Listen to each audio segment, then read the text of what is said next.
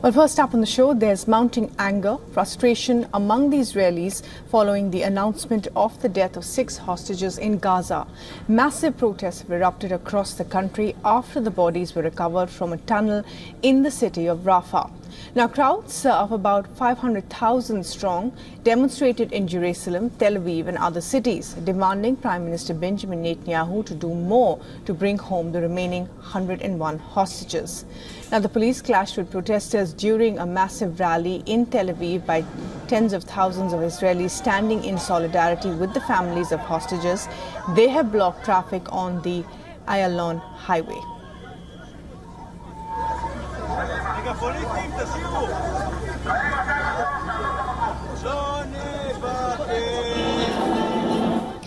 And horse-mounted police have been called in to clear the crowds. In Jerusalem, protesters have surrounded the Prime Minister's residence.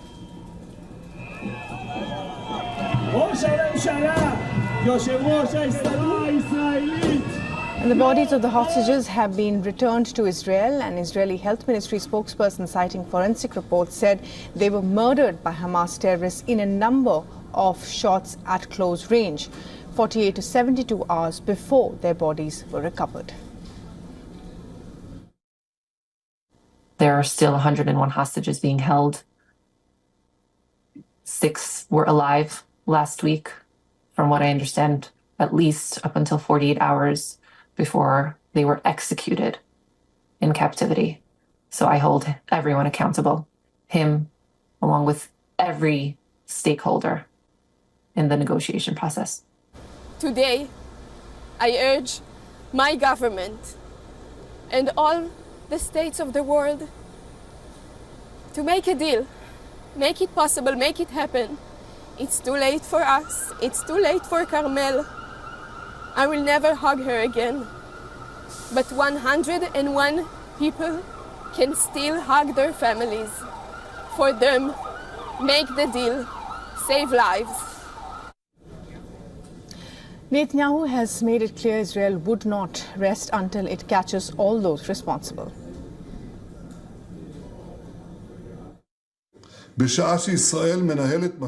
In recent days, as Israel has been holding intensive negotiations with the mediator in a supreme effort to reach a deal, Hamas is continuing to steadfastly refuse all the proposals. Even worse, at the exact same time it murdered 6 of our hostages. Whoever murders hostages does not want a deal. This after reports quoted a senior Hamas official as saying that Israel, in its refusal to sign a ceasefire agreement, was to blame for the deaths. Hamas's Sami Abu Zuhri said the Israelis should choose between Netanyahu and the deal. Meanwhile, to build pressure on Netanyahu, the head of Israel's biggest labor union has called for a general strike. The one-day general strike called by Arnon Bar David, the head of the Histadrus union, is being backed by Israel's main manufacturers and entrepreneurs in the tech sector as well.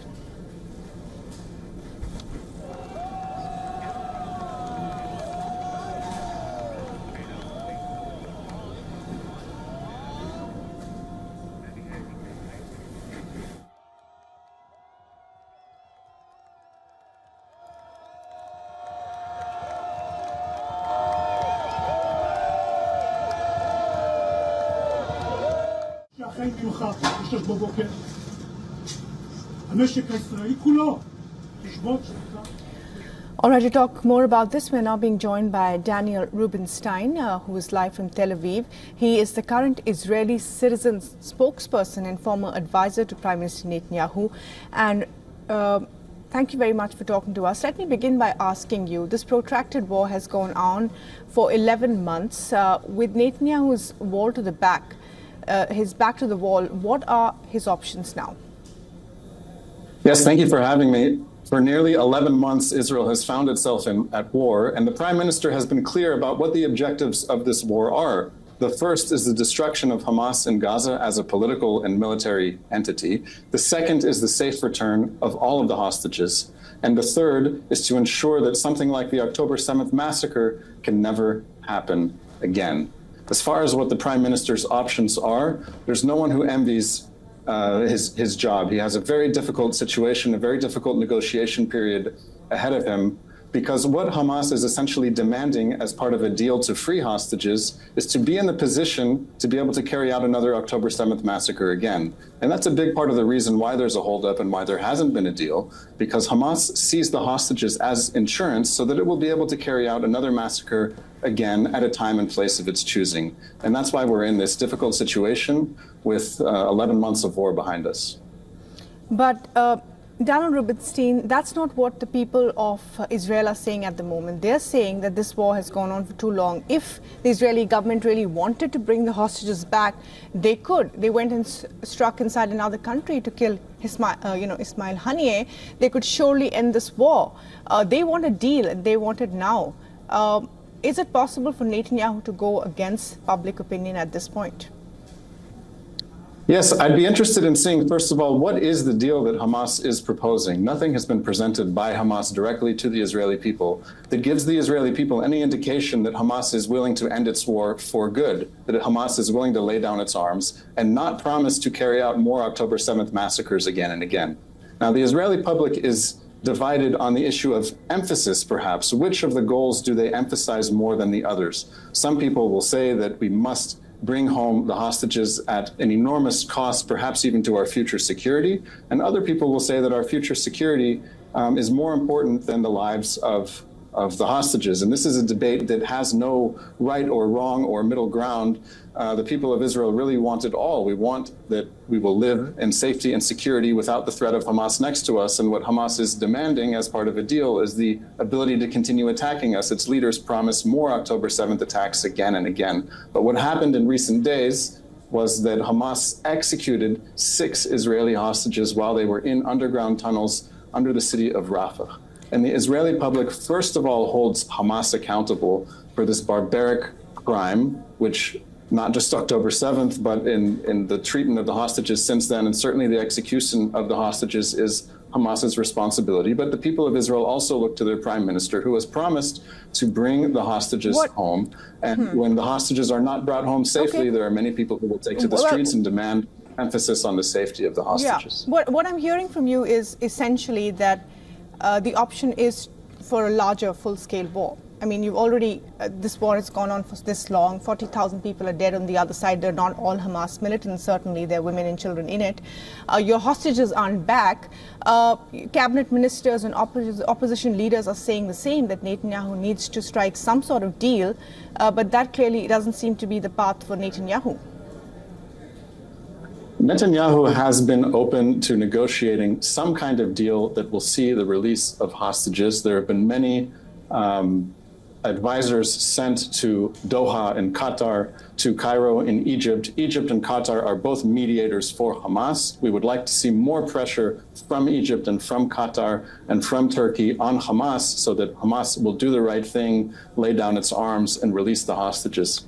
As far as the timing of this war and how much longer this war can go on, we must remember that this is not a war that Israel chose to enter. It is a war that Hamas started, and Hamas is determining that the war will continue because Hamas is promising to annihilate the country of Israel, and it continues to hold hostages. It continues to hold a baby as a hostage. A baby, a mother. Hamas seized toddlers and grandmothers as hostages. It is Hamas that started the war, and it's up to Hamas to determine when this war will end with the release of the hostages and the end of Hamas's rule on Gaza. But there has to be a quid pro quo for a war to end. For people to come to a negotiating table, you can't be bombing them and then expecting them to come to the talking table. Having said that, what about the Philadelphia corridor? There are cabinet ministers, there are opposition leaders who are saying this is a sticking point that we must stop at. This is something that we shouldn't insist on. What do you think about that? Yes, there is certainly a debate in Israel about the need for the Israeli military to remain on the border between the Gaza Strip and Egypt. As you said, it's called the Philadelphia corridor. The question is, why is this corridor so important, and why is Hamas insisting that the Israeli military leave this corridor? It's for the simple reason that this is the corridor through which Hamas acquired a massive stockpile of weapons that it used in the October 7th massacre and that it uses to threaten the people of Israel every single day. So whether they smuggled above ground or through tunnels deep underground, There are many in Israel who say that the only way we can prevent Hamas from rearming and carrying out more massacres and more attacks of the Israeli people is that if we are able to stop this supply of weapons that come from Egypt into Gaza. So I understand that this is a point in the negotiations. Again, as you mentioned, there is a quid pro quo. If Israel were to leave this border and withdraw its soldiers, the people of Israel would like to know, what are they getting in exchange for that? Will Hamas stop attacking Israel and planning to carry out massacres of the Israeli people, or will Hamas use the opportunity to rearm? It's reasonable to assume that Hamas will use this opportunity to try to rearm, because that's why it wants control of the border crossing between Egypt and Gaza. But several people, several world leaders and several international organizations are also calling what's happening in Gaza a massacre. Isn't that true? No, I reject this charge entirely. The goals of Israel's war are quite clear, as I mentioned at the beginning. It's the destruction of Hamas as a military and government capability inside Gaza. We have to remember that when Hamas started this war on October 7th, Hamas started this war from densely populated urban areas. It invaded Israel from densely populated urban areas, and it returned to those areas where it continued to fire rockets, anti-tank missiles, mortars, and so on. So Hamas has chosen this battlefield, and Israel is fighting in an urban warfare to the best of its capability to remove this Hamas threat, while taking as much care as possible to separate non-combatants, to give warnings to non-combatants so that they leave a combat zone. But Hamas has made this very difficult by merging itself with civilians. Hamas embeds itself in civilian areas and attacks from those areas. And according to international humanitarian law, if a combatant is using a civilian area for military purposes, that area may become a legitimate military target. Dan Rubinstein, how many hostages have been killed compared to how many civilians have been killed in Gaza? Do we have the numbers?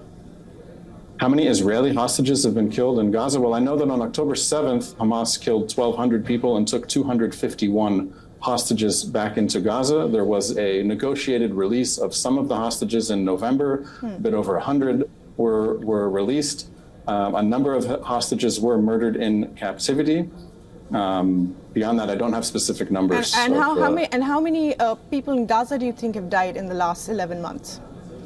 The numbers that I've seen are around 15,000 Hamas combatants and around the same number of non-combatants. This is an urban warfare. We're talking about a 1-to-1 ratio of combatant to non-combatant.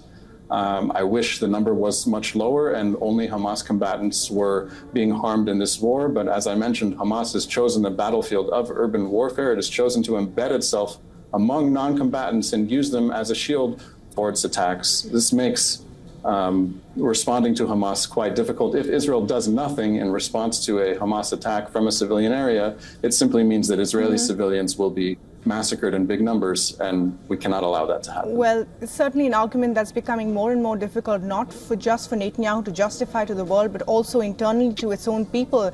I certainly hope that there can be more conversation about this, and certainly some ceasefire deal and a hostage release deal can come through eventually. Daniel Rubinstein, thanks very much indeed for talking to us this afternoon. Thank you so much for having me. For all the latest news, download the WION app and subscribe to our YouTube channel.